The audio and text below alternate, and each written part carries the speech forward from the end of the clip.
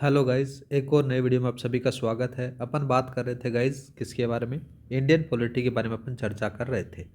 Indian polity के अंदर से अपन एक क्लास कंप्लीट कर चुके थे, जिसमें से बेसिक इंट्रोडक्शन देखा था संविधान सभा के बारे में। और लास्ट में देख रहे थे अपन कि संविधान सभा की जो सीटें थी किस प्रकार से बंटवारा किया गया था, उनके बारे में अपन ने देखा था।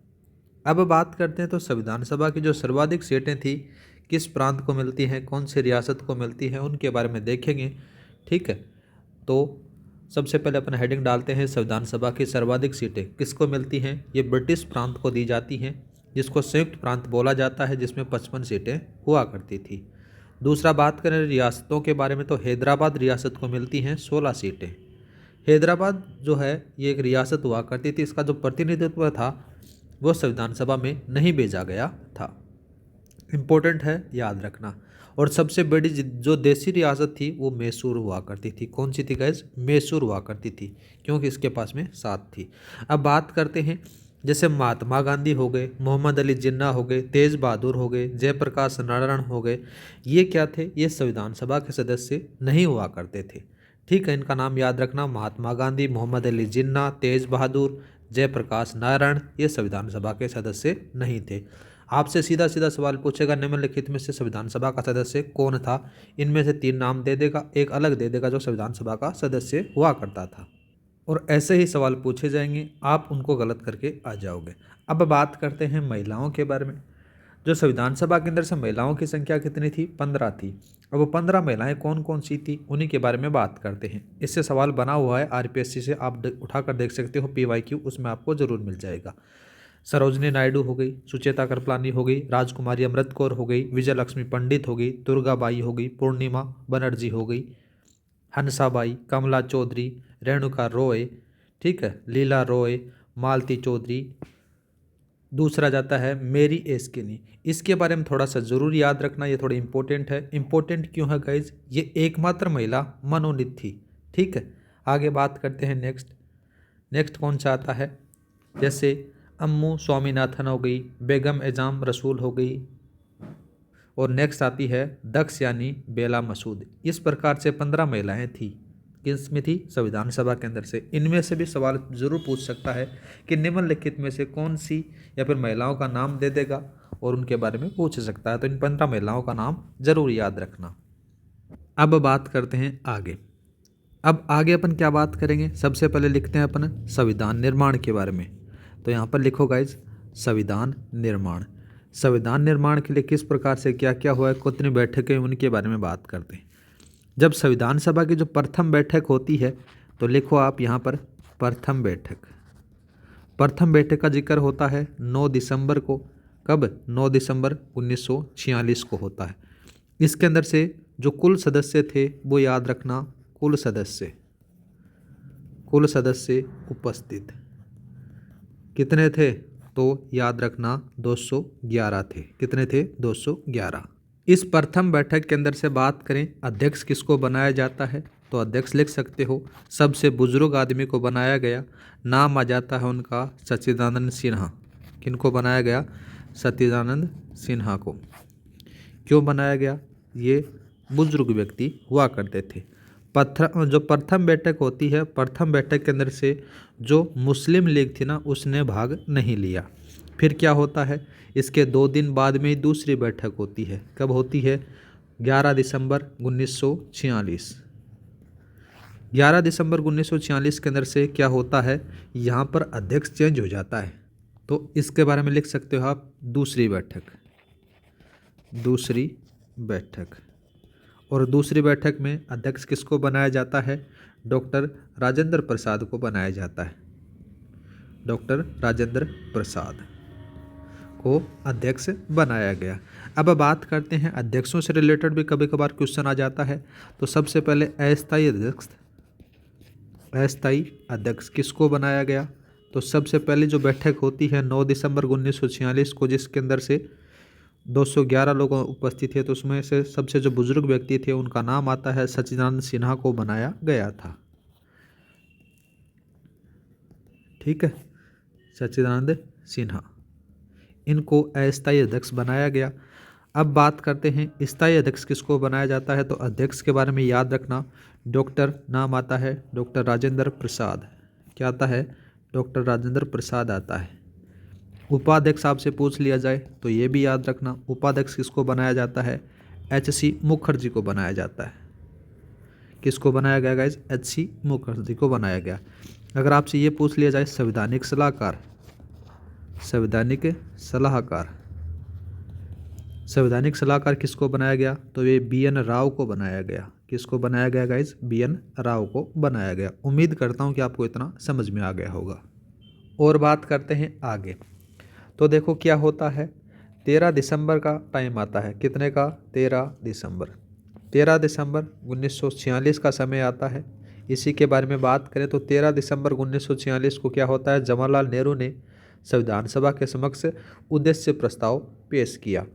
तो याद रखना किसको? उद्देश्य प्रस्ताव, उद्देश्य प्रस्ताव। और किसने पेश किया ये भी याद रखना, नाम आता है जवाहरलाल नेहरू ने। ठीक है। फिर क्या होता है? 22 जनवरी का समय आता है। 22 जनवरी, 22 जनवरी कब? 1947 को। 22 जनवरी 1947 को क्या होता है? सर्वसम्मति से इसको पारित कर दिया जाता है। और बात करें तो देखो जो संविधान सभा थी ना, संविधान सभा में संविधान निर्माण की दिशा केंद्र से जो समितियां थी ना, उन समितियों का सबसे ज़्यादा रोल रहा था। ऐसे ही इसमें 23 समितियां थी और जिसमें से 8 मुख्य समितियां और 15 उप समितियां थी। तो यहाँ पर लिख सकते हो संविधान सभा में, संविधान सभा में संविधान निर्माण, संविधान निर्माण में समितियां, समितियां अहम थी। अब वो समितियां कौन कौन सी थी उन्हीं के बारे में बात करते हैं। तो देखो 23 तो समितियां थी,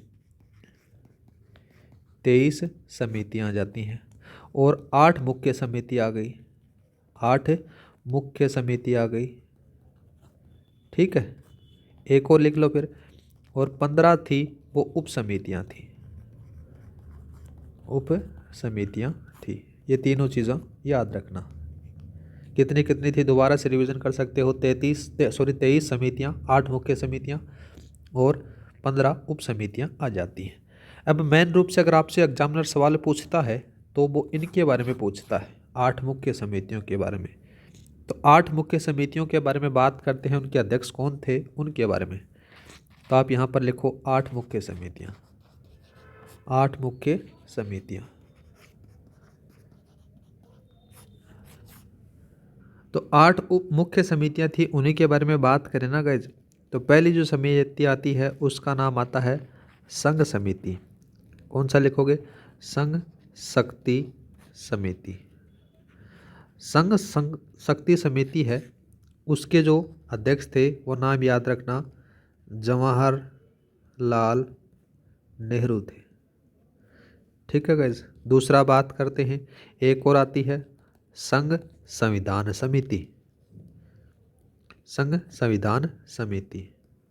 इसके अध्यक्ष किसको बनाया गया? तो ये भी जवाहरलाल नेहरू को बनाया गया। ठीक है।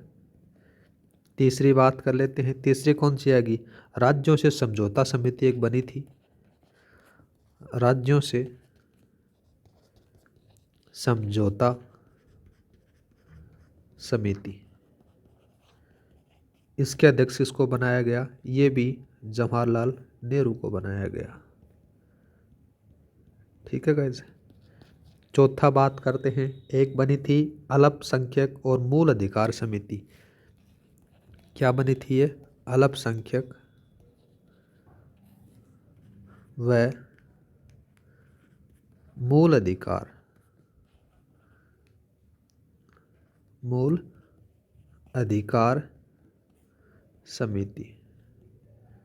इसके अध्यक्ष किसको बनाया गया? तो याद रखना सरदार वल्लभ भाई पटेल को बनाया गया। किसको बनाया गया गाइज? वल्लभ भाई पटेल को। ठीक है। पांचवी बात कर लेते हैं, पांचवी बनी थी एक प्रांतीय संविधान समिति, प्रांतीय संविधान समिति बनी थी। इसका अध्यक्ष किसको बनाया गया? इसका भी सरदार वल्लभ भाई पटेल को बनाया गया। छठी बात कर लेते हैं। छठी कौन सी आएगी? संचालन समिति आ जाती है। संचालन समिति। संचालन समिति का जब जिक्र होता है तो डॉक्टर राजेंद्र प्रसाद को बनाया जाता है। ये ऐसा पूछा गया है सवाल, राजेंद्र प्रसाद को।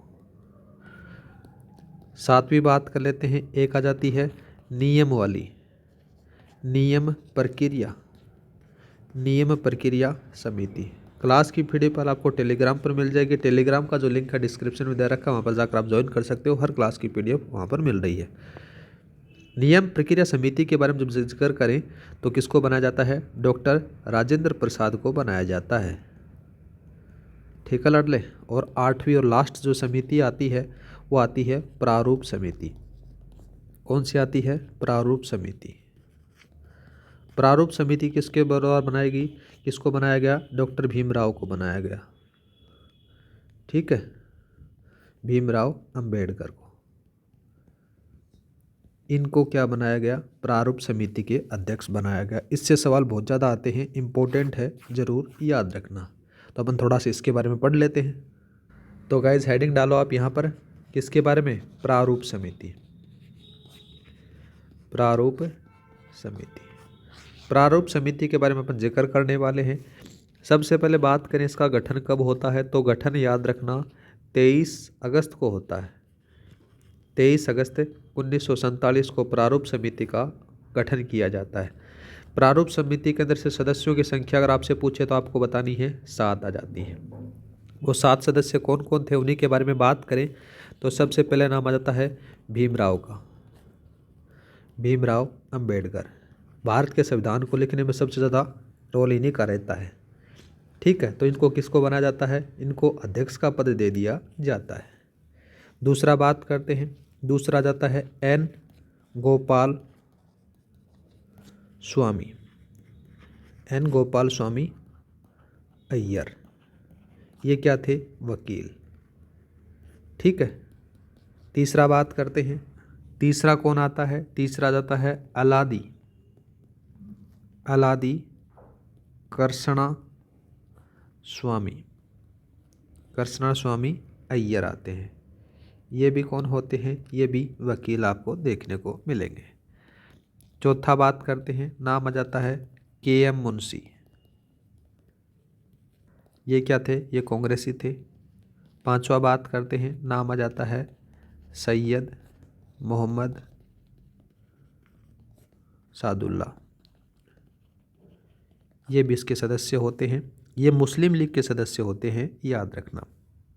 छठा बात करते हैं, छठे का नाम आता है बी.एल. मित्तल।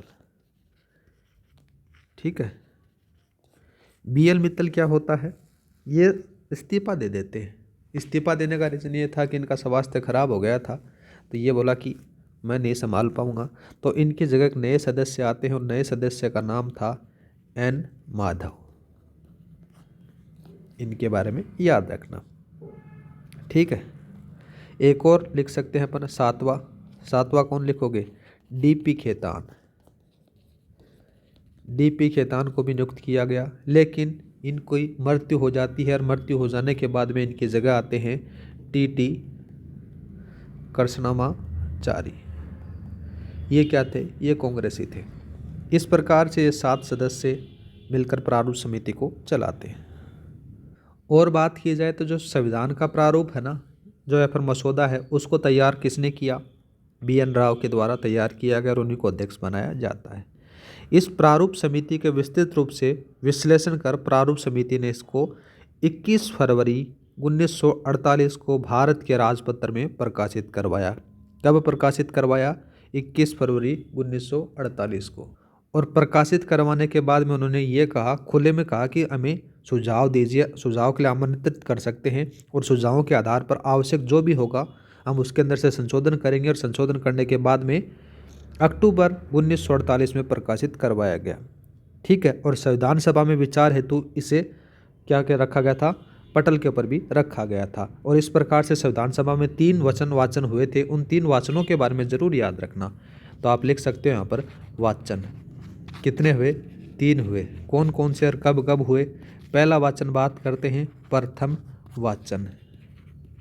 प्रथम वाचन के बारे में बात करें तो कब कब होता है, इसके बारे में 4 नवंबर का डेट आती है। 4 नवंबर 1948 से लेकर 9 नवंबर कब आती है, 1948 को आती है पहला वाचन। दूसरा वाचन बात करते हैं जिसको द्वितीय वाचन कहा जाता है। द्वितीय वाचन का जिक्र करें तो ये 15 नवंबर को आता है। 15 नवंबर 1948 को 2 दिन का समय दिया जाता है। 2 दिन का समय नहीं दिया जाता, 17 अक्टूबर तक चलता है। 17 अक्टूबर 1949 तक चलता है। ठीक है। तीसरा वाचन और बात कर लेते हैं तृतीय वाचन। तृतीय वाचन का जब जिक्र होता है उसी के बारे में बात करें तो तीसरा वाचन था वो 14 नवंबर को होता है।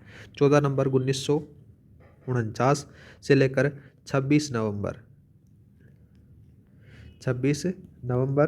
1949 तक। इस प्रकार से 3 वाचन किए गए थे, याद रखना गाइज। तीसरा वाचन हो जाने के बाद में क्या होता है, मतलब कि तीसरा वाचन यहाँ पर कंप्लीट हो जाता है 26 नवंबर 1949 को। तो इस समय जो संविधान बनकर तैयार हो चुका था। संविधान सभा में कुल बैठकों के बारे में जब जिक्र होती है तो 166 बैठकें होती हैं और इसका अंतिम बैठक होती है वो कब होती है, 24 जनवरी 1950 को होती है, जिसके अंदर से 284 लोग उपस्थित हुआ करते थे। 3 मूल प्रतियों में जिसमें से 2 अंग्रेजी और 1 हिंदी के ऊपर हस्ताक्षर किए गए थे। ठीक है। और ये भी पूछ लिया जाता है कि संविधान निर्माण में कितना समय लगा, तो 2 वर्ष 11 माह और 18 दिन का समय लगता है और लगभग 64 लाख रुपए का खर्च इसके अंदर से आपको देखने को मिल जाता है। और आगे बात करें तो जैसे संविधान निर्माण का जो कार्य था ना वो गाइज, वो 26 नवंबर की बात करें, 26 नवंबर 1949 को पूरा हो गया था। इसके अंदर से क्या होता है, उसी दिन से जैसे नागरिकता, ठीक है, नागरिकता के साथ में दूसरा लिख सकते हो निर्वाचन। निर्वाचन के साथ में ये क्या थे, एक और लिख सकते हो आप तीसरा, जिसका नाम हो जाता है अंतरिम संसद। क्या लिखोगे गाइज, तीसरा लिखो अंतरिम संसद।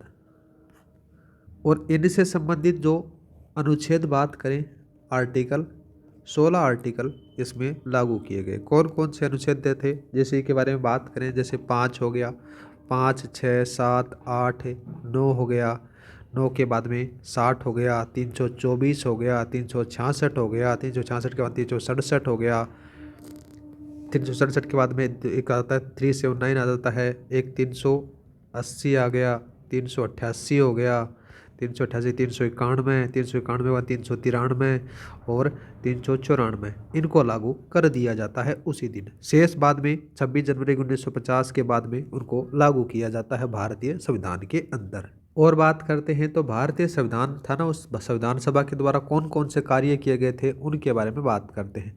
तो संविधान सभा के अन्य कार्य लिख सकते हो आप यहाँ पर। संविधान सभा के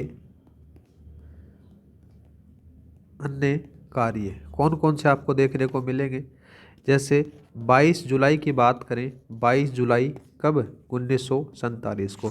22 जुलाई 1947 को क्या होता है कि राष्ट्र ध्वज के रूप में तिरंगे को मान्यता दी गई। ठीक है, आप यहाँ पर लिख सकते हो तिरंगे को मान्यता मिली।